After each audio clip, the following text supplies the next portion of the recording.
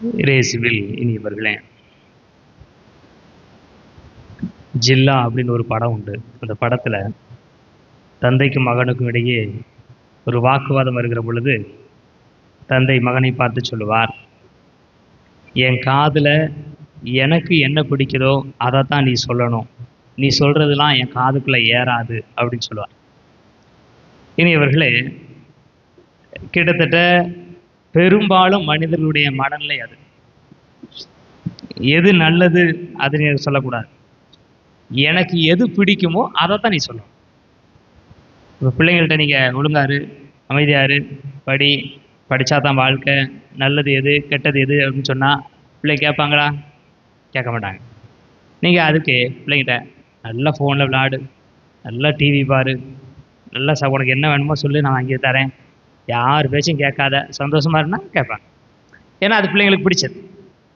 அப்போ இனியவர்களே, பெரும்பாலும் மனிதனுடைய மனநிலை என்பது எனக்கு பிடிச்சது நீ சொல்லு, உனக்கு தெரிஞ்சதையோ அல்லது நீ சரின்னு நினைக்கிறதையோ அதை சொல்லாத அப்படிங்கிறது தான் யதார்த்தமான ஒரு மனநிலையாக இருக்குது. நம்ம மனுஷங்கிட்ட தான் அப்படி இருக்கிறோமான்னா அப்படி கிடையாது. கடவுளிடம் கூட நாம் அப்படித்தான் இருக்கிறோம். ஆண்டவர் என்னிடம் பேசுகிற பொழுது எனக்கு எது பிடிக்குமோ அதைத்தான் கடவுள் சொல்லணுமே தவிர, கடவுள் சொல்றதுலாம் எனக்கு பிடிச்சதா என்னால் மாற்றிக்கிட முடியாது அப்படிங்கிற ஒரு மனநிலை. இன்றைய நாளினுடைய வாசகத்தை பாருங்கள். முதல் வாசகம் ஆமோஸ் இறைவாக்கினுடைய நூலிலிருந்து எடுக்கப்படுகிறது. ஆமோஸ் இறைவாக்கினரிடம் அரசன் சொல்லுகிறான், நீ எதுக்கு இங்க வர? இறைவாக்கினர் குருவானர் அமர்ச்சியா சொல்லுகிறார் ஆமோஸை பார்த்து, நீ போ, இது கடவுளுடைய நகரம், கடவுளுடைய நகரத்தில் இந்த நகரம் அழிந்து போகும் என்று நீ எப்படி சொல்லுவாய்? கடவுளுடைய நகரத்துக்கு எதிராக பேசுவதற்கு யாருக்கு என்ன அதிகாரம் உண்டு? நீ வேற எங்கேயாவது போய் என்ன செய்ய, இறைவாக்குரை இந்த நகரில் உரைக்கக்கூடாது. இதுக்கு லைட்டாக பின்புலத்தை நம்ம தெரிஞ்சுக்கிட்டோம்னா நல்லா இருக்கும். ஆமோஸ் இறைவாக்கினுடைய காலத்திலே இஸ்ரேல் நாடு வளமையாக இருந்தது. பொதுவாக ஒருவர் செழுமையாக இருக்கிறார், ஒருவருடைய வீட்டில் எந்த பிரச்சனையுமே இல்லை, எந்த குழப்பமே இல்லை, செல்வ செழிப்போட வாழ்றாருன்னா நம்ம என்ன நினைக்கிறோம்? கடவுள் அவர்களை ஆசீர்வதிக்கிறார் அப்படின்னு நினைக்கிறோம்.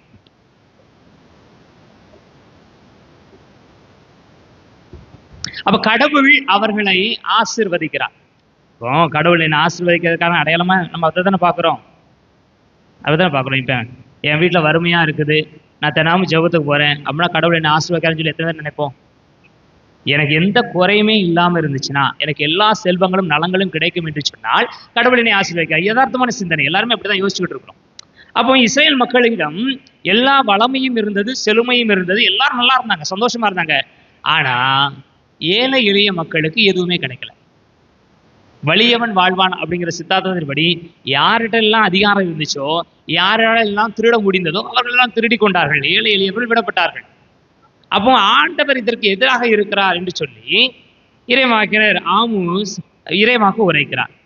அப்போ அவங்க என்ன நினைக்கிறாங்க? நாங்களாம் செழுமையாக இருக்கிறோம், வளமையாக இருக்கிறோம், நன்றாக இருக்கிறோம் அப்படின்னா என்ன அர்த்தம்? இது கடவுளுடைய நகர், கடவுள் எங்களை ஆசீர்வதித்துக் கொண்டிருக்கிறார், நீ யாரு அதை பத்தி பேசு. அப்போ கடவுள் எங்களை ஆசீர்வதித்துக் கொண்டிருக்கிறார் அப்படிங்கிற எண்ணமே எங்களுக்கு போதும்.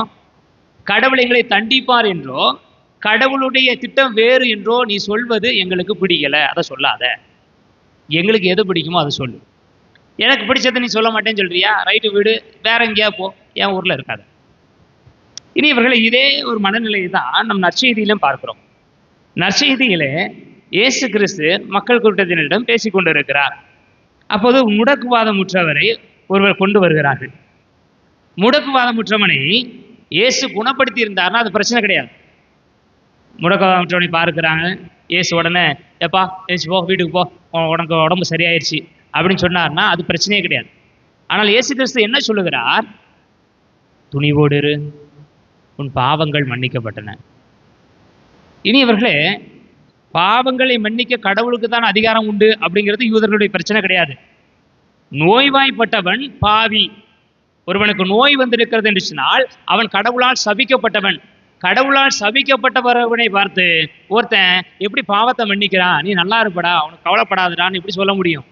அது தப்பு, கடவுளுக்கு எதிராக பேசுறது.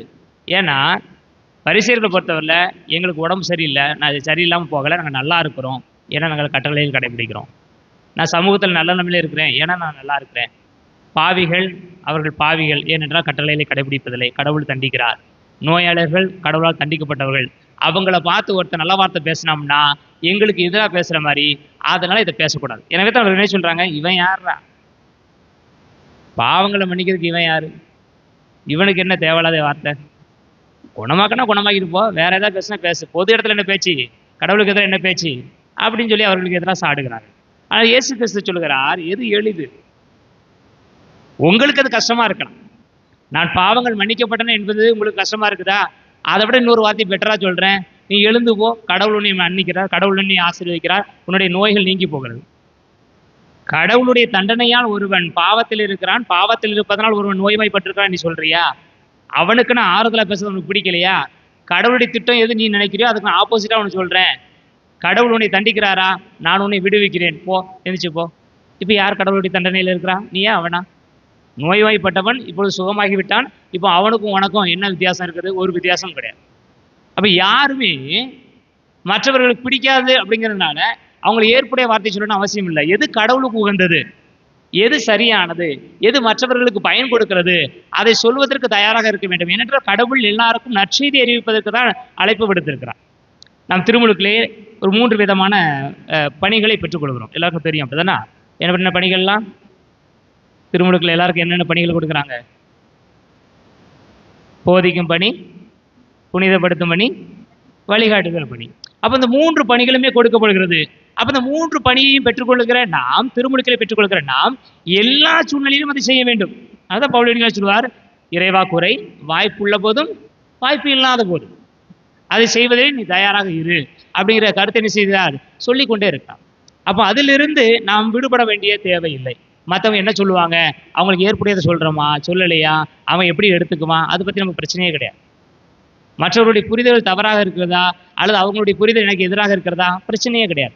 எனக்கு என்ன, கடவுள் எனக்கு ஒரு வாக்குறுதி கொடுத்திருக்கிறார், கடவுள் எனக்கு ஒரு அழைத்தலை கொடுத்திருக்கிறார், அதை நான் செய்கிறேன்.